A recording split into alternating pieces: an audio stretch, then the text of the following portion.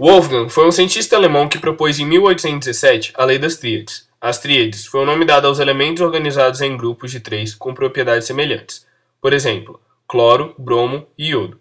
Foi a tríade da primeira tentativa. Wolfgang percebeu que a média das massas dos dois elementos nas pontas era a massa atômica do elemento central.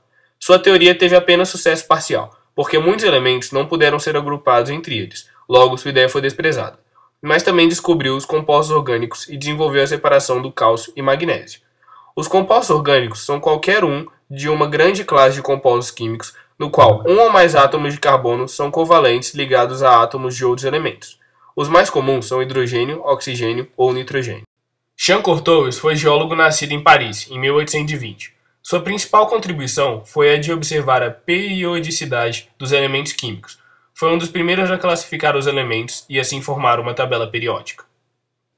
Ao observar a periodicidade das propriedades físicas e químicas dos elementos, ele organizou os elementos em ordem crescente de massas atômicas, colocando-os sobre uma linha helicoidal que recobria uma superfície cilíndrica, formando um caracol.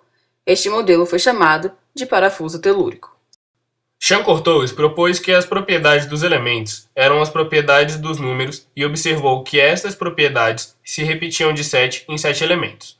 Usando essa representação, pôde prever a estequiometria de vários óxidos metálicos. As regularidades que ele encontrou não funcionavam para todos os elementos conhecidos até então. A ideia, portanto, não recebeu muita atenção.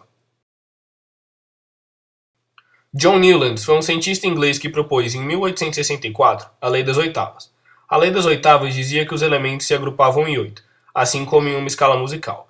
Newlands ordenou os elementos em ordem crescente de suas massas atômicas em linhas horizontais, contendo 7 elementos cada.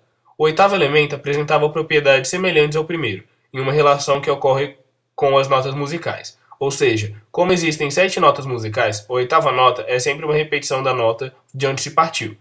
E a ideia para os elementos era a mesma, por exemplo, lítio e sódio, com exceção do hidrogênio.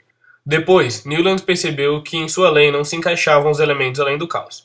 Ao mostrar essa relação aos membros da Sociedade de Química de Londres, Newlands sofreu desprezo. No entanto, seu trabalho foi reconhecido cerca de 2 décadas mais tarde, por Mendeleev.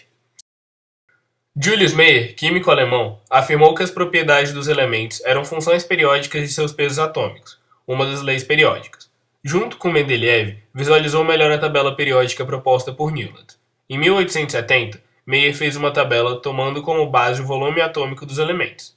As massas atômicas estavam posicionadas em ordem crescente, e os elementos quimicamente semelhantes em linhas horizontais. Esses elementos denominavam-se grupos. Hoje em dia, estudamos Julius Meyer apenas por conhecimento histórico, pois Mendeleev contribuiu muito mais para a tabela periódica e a química.